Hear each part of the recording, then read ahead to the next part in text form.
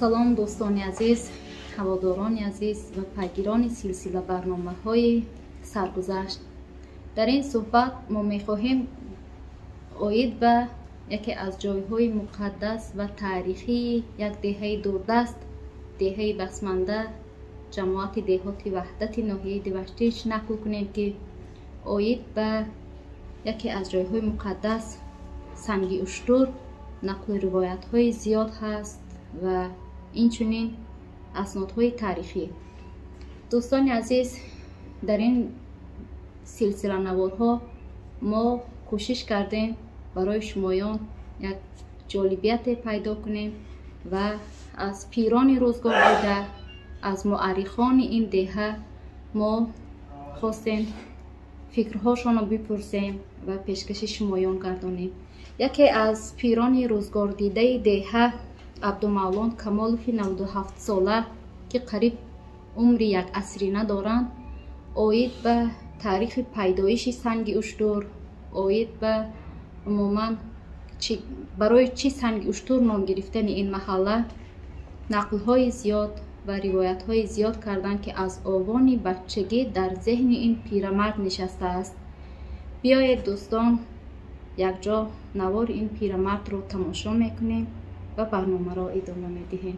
ривоят аст, ки ҳамин корвони ҳунармандон бо маҳсулоти ҳунармандиашон дар вақти сафар кардан ба дасти роҳзанҳо меафтанд ва гӯё корвониён аз худо хоҳиш мекунанд, ки то ба дасти ҳамин золимон афтодана моя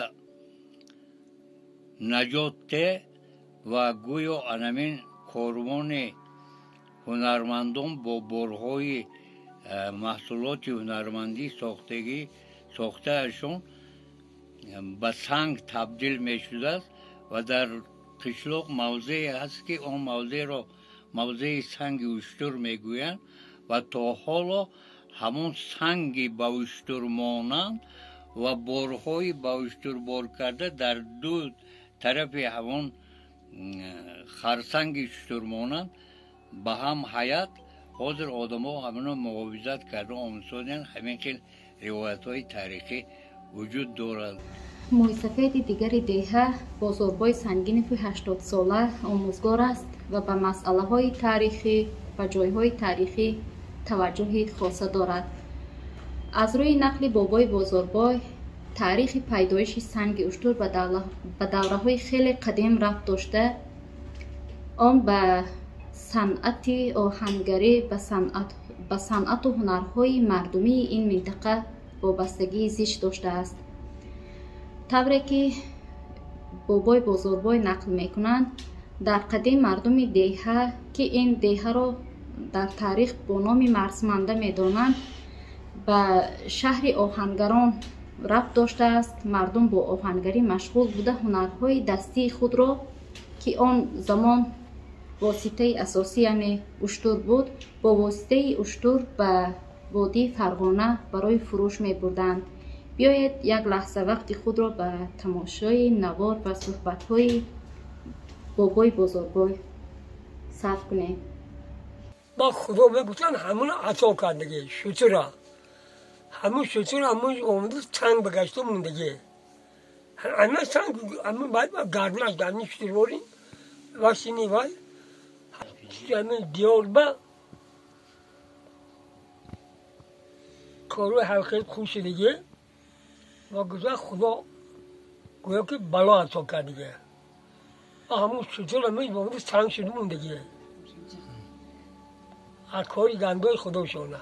یکی از زمانهای قدیم نام از سنگ شد یهی بسمنده با من سینم به 65 در آمد پدر ما بزرگوی خرقوی می رفتیم همون محل همون مغازه با میگفت که نزدیکی اون سنگ نیست و سنگ مقدس همیشه سنگای وایده از قدیم آمده که اون کارای بیزیم نکنید میگفتن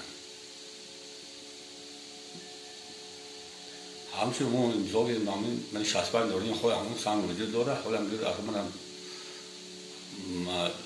30 سالگی امضا کردم اون سنگ آباد کردم محل آباد کردم گل آخه اوش گل گلدار کردم رحمت محمود میگی امضا کردیم مهنت کرده همون چیز جای موضع آباد کردن. مثلا مادر پدرتون با چی پدر مادر میگن که همون باید میرفتیم نزدیکی همون سنگ نریدون کاروی حرکیل نکنیدون سنگ نبرونیدون که از سنگی مسافرین جای مقدس رو میکردن. پدر مادر خیلی ما نصیحت میکردن ساله بچگی اون. آچه شریف و زن 70 ساله دهه بسمنده هستند. با وجود خانشین بودن به قول خودشان بیش از صدها کتاب را خواندند، یعنی به کتاب و کتابخوانی، به تاریخ، به فرهنگ توجه زیاد دارند. از روی نقل این زن مردم دهه خیلی که در بالا ذکر کردیم به سنگ اشتر هم توجه هم اعتبار خاصه داشتند و از روی نقل این زن خیلی سالهای پیش، یعنی تخمین 70 سال قبلتر، یک مرد شکاکی میکند، یک مرد به احترامی نسبت به جایهای تاریخی، به چیزهای تاریخی کرده، با اسباب گران سنگ شکنی، یعنی بلغه گران سنگی که اشترمانند بود از گردنش زده 2 پاره میکند و با آوازی بلند به مردم اثبات کردنی می شود که این سنگ عادی است، هیچ ضرری نمی رساند برای این عمل کردش. اما این مرد برابر سنگ را 2 پاره کردن، مردم به حیرت می افتند که یک سنگ اشتر را شکست و دیگر چی گفتنشان را ندانسته حیران در گرد این مرد جمع می آیند.